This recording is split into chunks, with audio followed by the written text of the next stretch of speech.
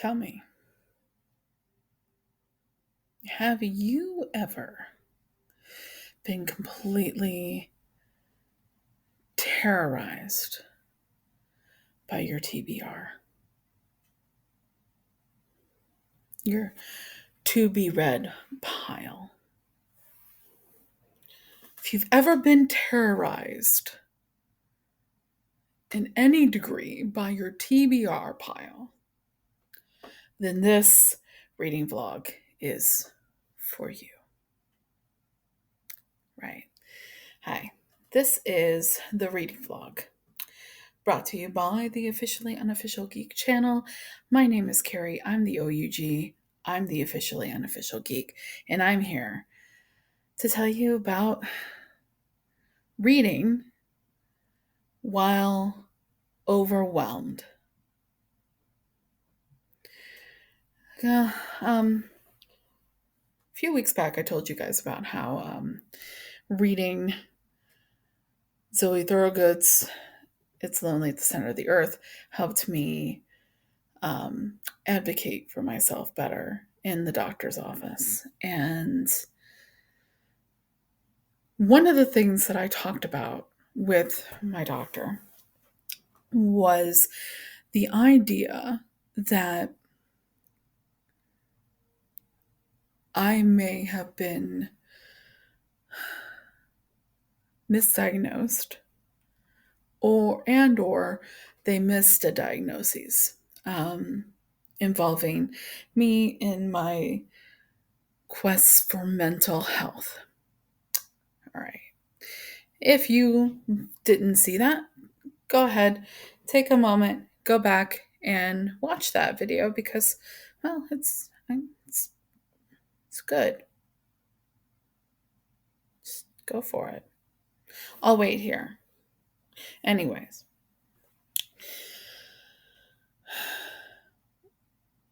one of the things that I talked about with the doctor was that the idea of feeling like I might have missed being diagnosed in a certain way with a certain disorder because of research I'd done, I at least want somebody to look at that, right?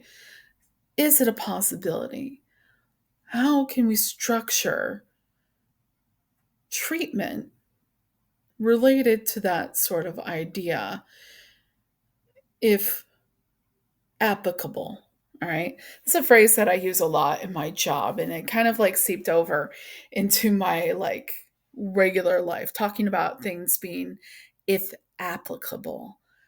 Um, Basically meaning it's exactly the way it sounds. Like if something becomes,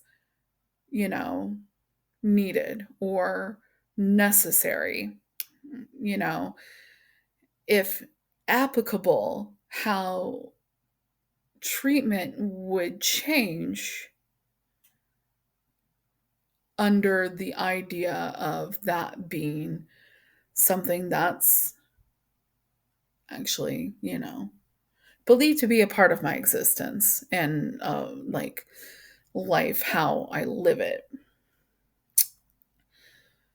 So, one of the things that we'll be testing me on is um, whether as a 42-year-old woman and somebody that as a 42-year woman has been trying over the last 5 to 10 years to get someone, so over the last like 5 to 10 years, so approximately since the idea of me being around 32 years old, has tried to get people to kind of listen,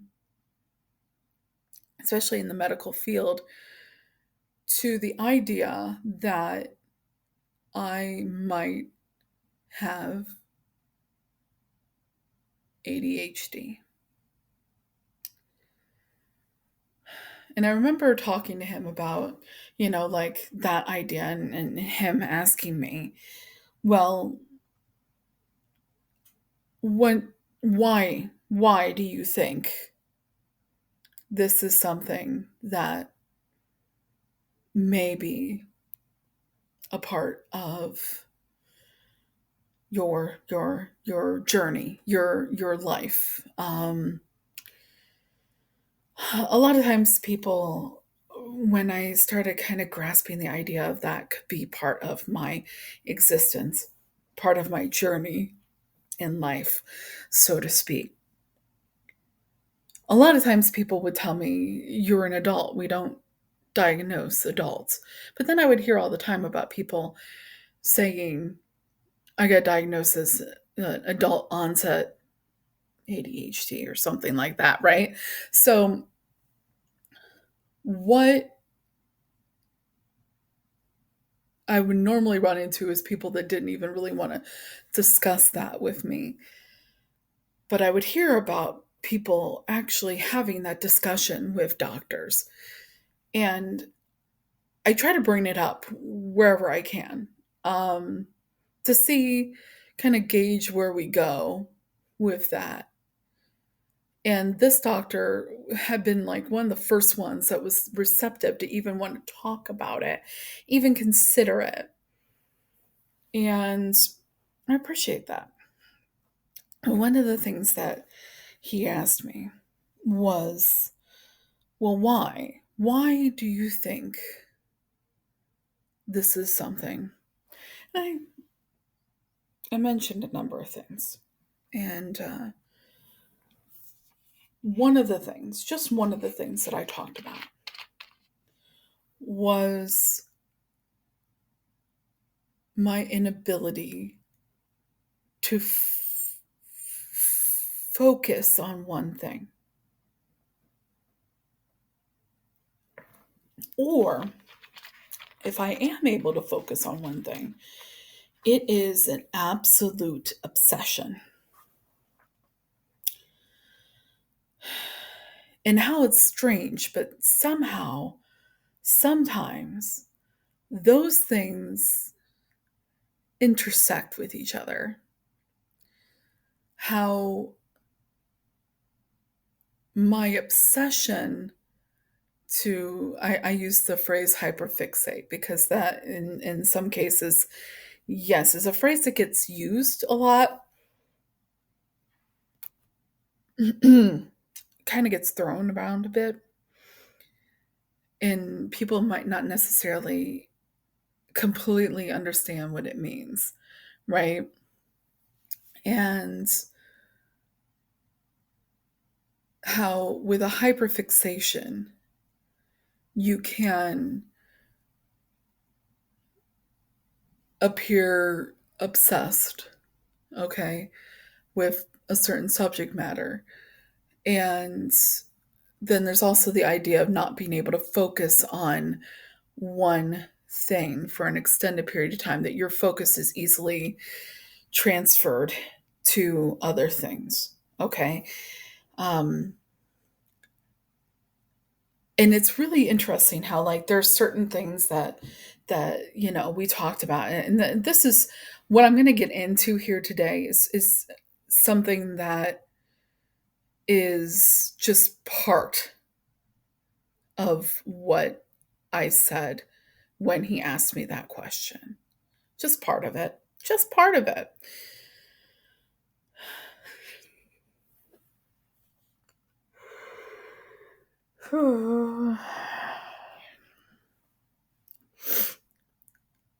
And I wanted to dive into that a little bit with a reading vlog. And I haven't done a reading vlog in a little bit because I was trying to figure out, okay, how do I approach this? Because it's not that I haven't read things, I've been reading. Okay. Um, and I'll get into that in a moment, exactly how this happens. Like, I've been reading, I'm constantly surrounded by reading material, whether it be comics, graphic novels, regular books, magazines, not necessarily magazines, excuse me, not necessarily magazines, but books, novels, books of poetry, graphic novels like collected editions, single issues, everywhere, quite literally, on your phone, in actual physical actual physical format, comics, novels, manga. That's one I recently got. Um, Everywhere, constantly surrounded by things I've read, things I haven't read yet, things I plan to read, things I'm currently in the middle of reading. You can see me. I'm starting to like spin this yarn here, right?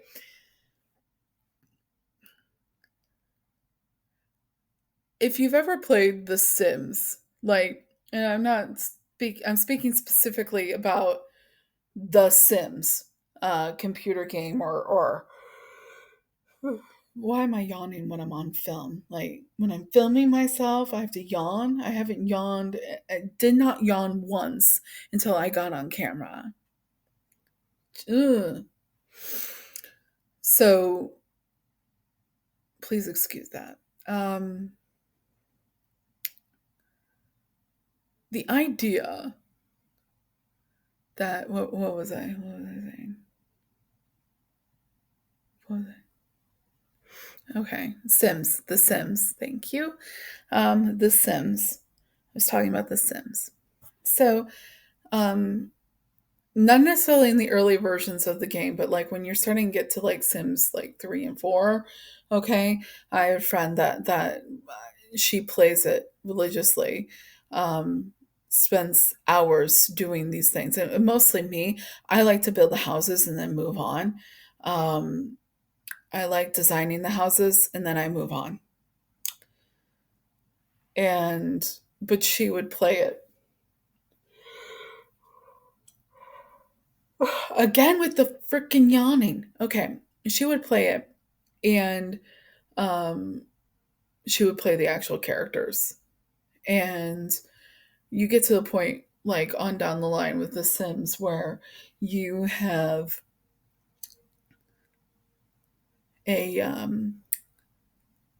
life aspiration, okay, and there's different kinds of life aspirations. There's fame, there's family, there's different kinds of, aspirations. And the one that, like, if I was a sim in a sim game, okay, like, my aspiration would be knowledge, okay? So, like, one of the ways that I talked about, like, my hyperfixation is that I have to, if I become really into something, I have to gain all the knowledge that I can. If I don't know everything, I feel like I've failed. You know, that kind of thing. If somebody can beat me at trivia about that subject, I feel like I've failed. Yeah. It's not an easy experience to be in this brain. Um um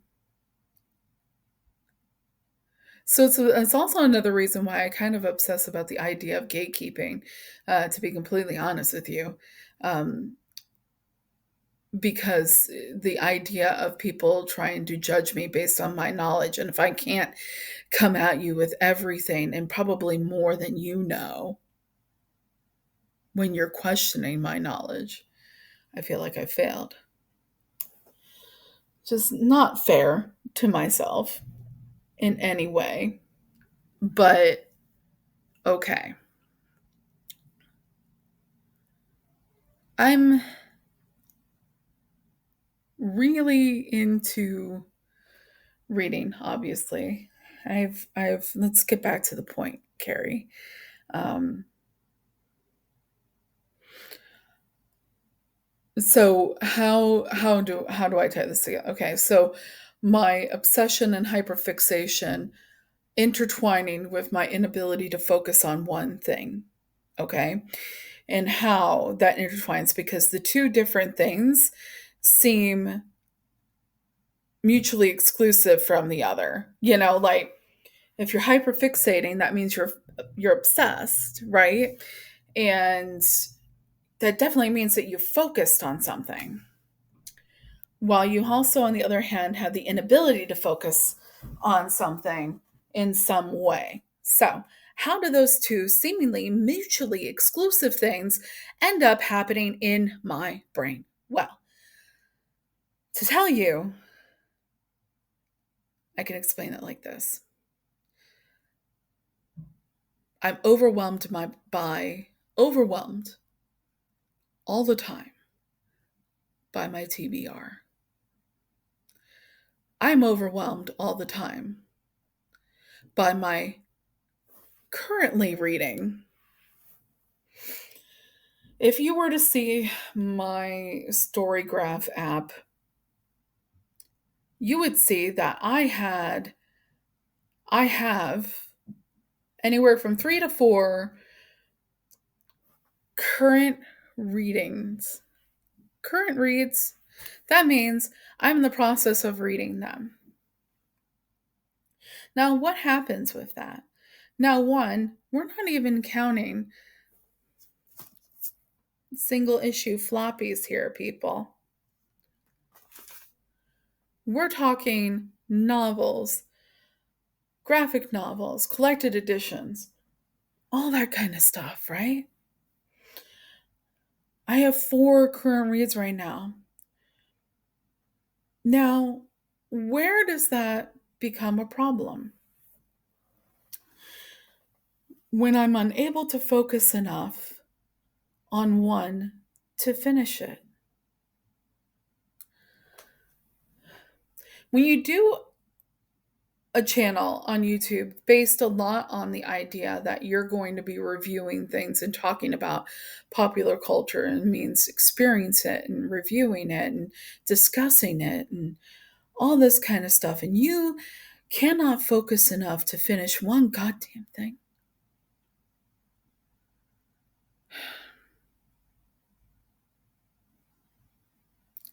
That's a problem.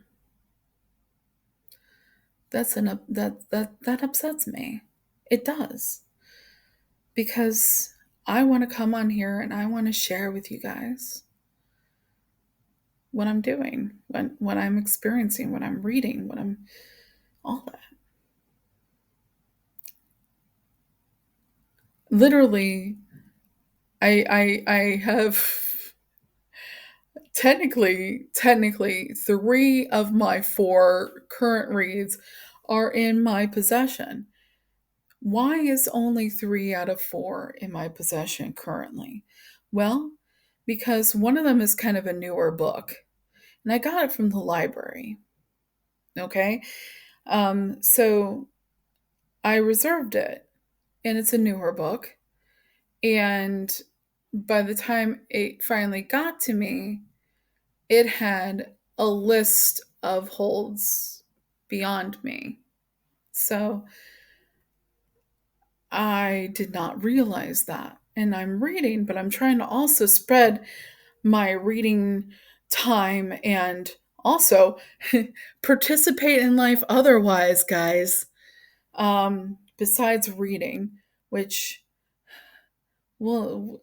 maybe we'll get into that, and how that intertwines with being overwhelmed by my TBR and my current reads. But I have a stack of things that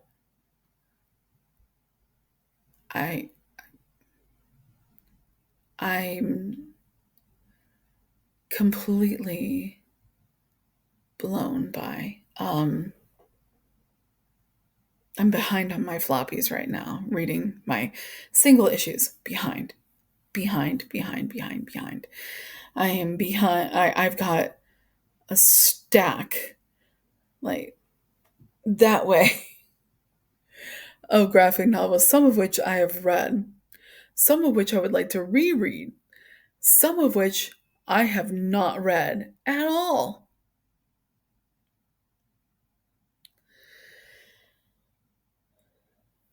over there, I have the two remaining library books that I still have in my possession. There are two collected edition books right over there, in the middle of reading those. In the bedroom, I have a novel that I've been reading, that I started reading before I got the one that had to go back to the library because I could not renew it because I was not finished with it. Could not renew it because there were people in line for the hold behind me. So, how did I end up in this position? Well, maybe science can explain it because I sure as fuck can't. Um, I just want it all. I view my TBR as a blessing and a curse. I always have things to read. I always have access to the written word, which I'm obsessed with.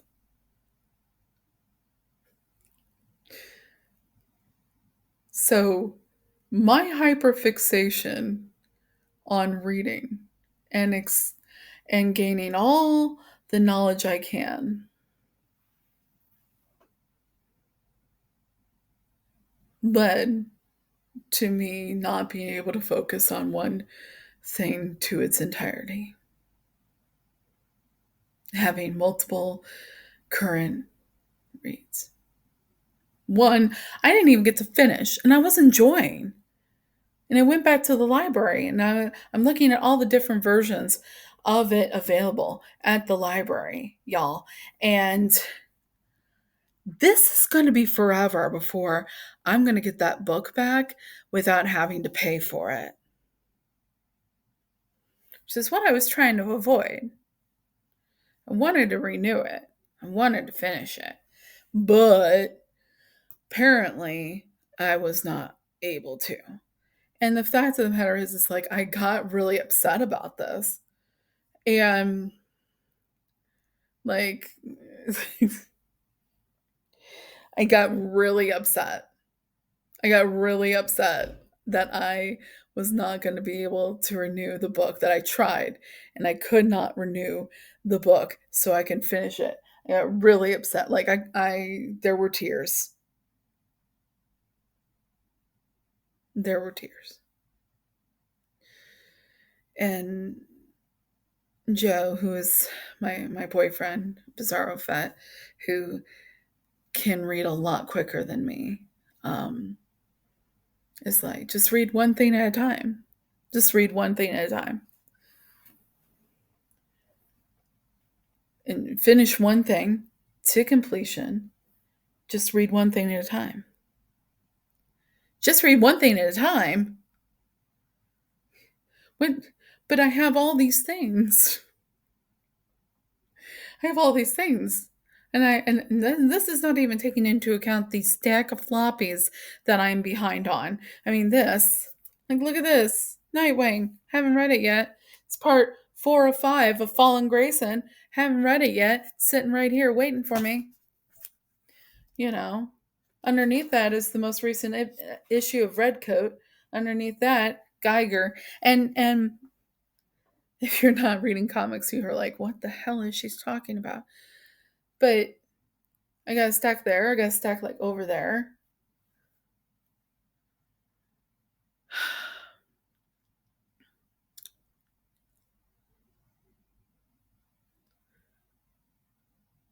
Everywhere around me, I am blessed. I am blessed with a TBR. I will never not have something to read. And I went and visited family, some of my family last weekend for the long weekend, Labor Day weekend. And I got another book that I've been wanting to read. And it's It's actually his like it's a true story book. It's a true story book, and I'm a sucker for those. So that is sitting there, right? So I recorded the chapter that I was in, wrote it down of the one book. Maybe someday I can finish reading it. Or maybe it's just lost to time and space. It was suggested to me maybe get the audiobook and start from a certain point. Like I have an Audible free trial that I could use. Just start from that point and finish the book.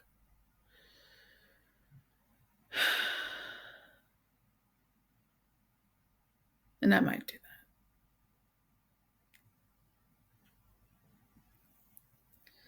that. I know you're wondering what are all the books Carrie is currently reading, including the one I had to return to the library.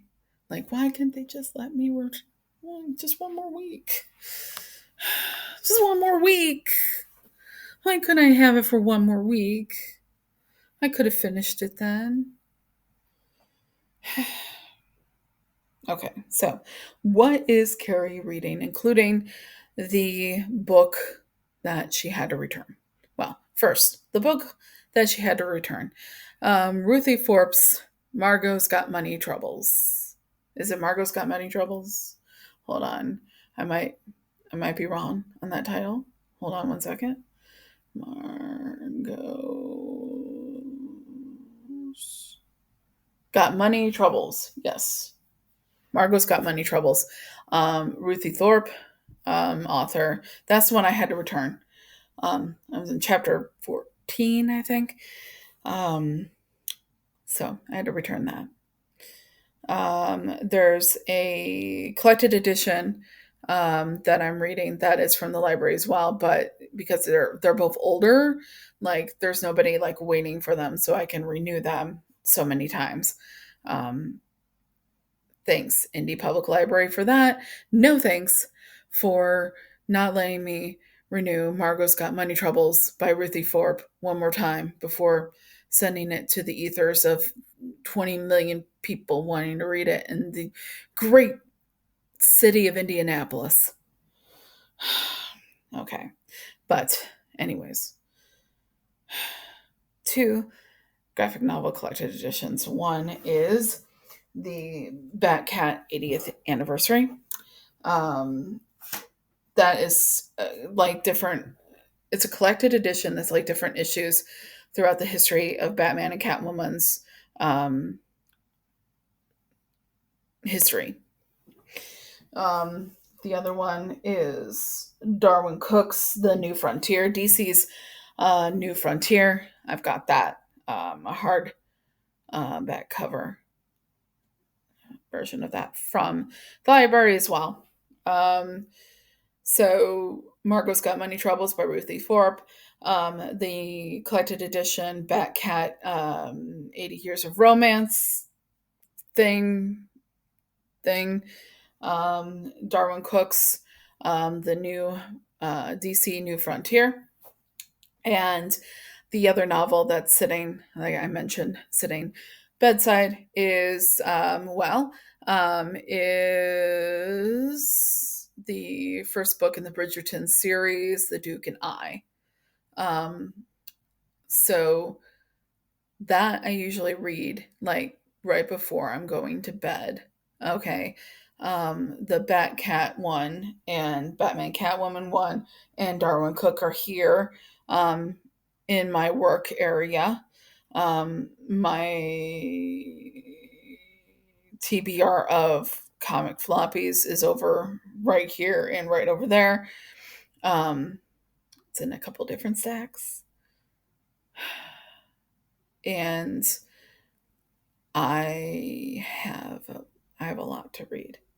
I've been trying to kind of like just like the book that I got is there's a a present from my sister and my brother-in-law. Um, I'm just looking up the author name because okay, so um, the book is called The Radium Girls by Kate Moore. Um, I've been wanting to read that book for a while. It's called The Radium Girls, The Dark Story of America's Shining Women by Kate H. Moore. Um, so that's waiting for me. And I'm like, I'm not even going to take that out of the box it is currently in until I'm done reading these three books. That's what I'm going to try to do. I'm going to try and at least be done reading the Bridgerton book um, that I actually own. I actually went out and bought that one. Um, I'm going to read that. I'm at least going to write to start reading that one until I'm done with the Bridgerton book.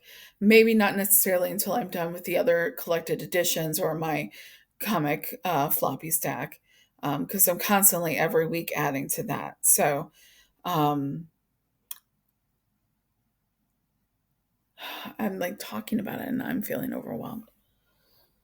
But I can do this because you know what? I can.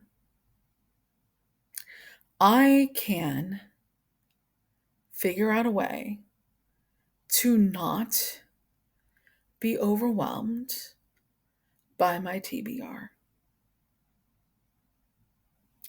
I can figure out a way to not be overwhelmed by my current reads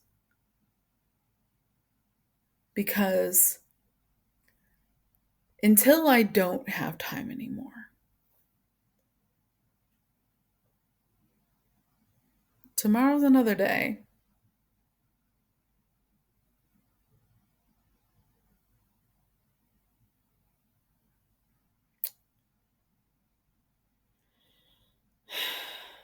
Tomorrow's another day. Anyways, I've now talked your ear off enough about being overwhelmed about my TBR. That's my reading vlog right now. That's it. I'm overwhelmed. I'm overwhelmed by a number of things in life. One of them just happens to be that.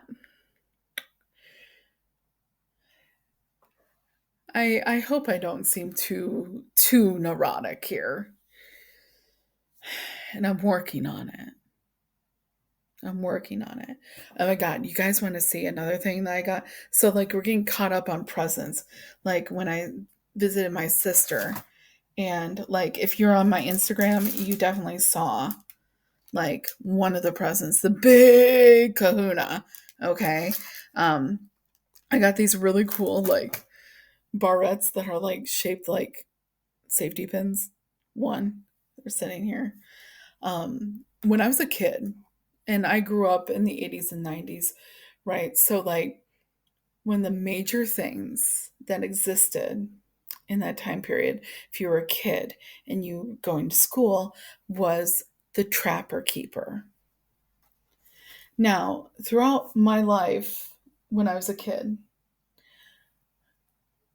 my parents were raising three kids pretty much going to school all at the same time until the point where everyone started, phasing out, like starting with my brother graduating, and finally phasing out of being in school and having to buy things for school.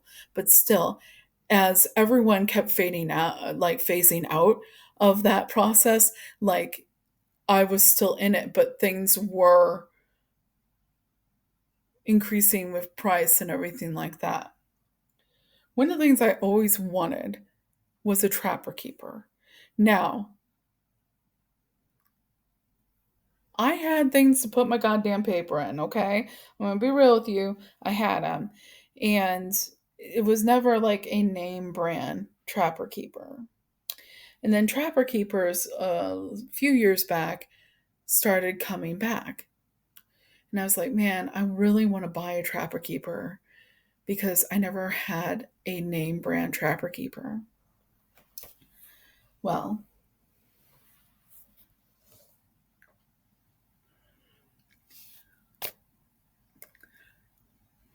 some of the wounds of childhood. And it's the leopard one. Oh, yeah. And it's Trapper Keeper.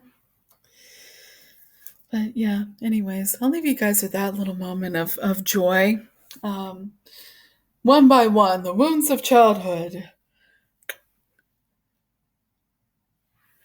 be made okay again through nostalgia and the need people have for nostalgia happening in this world.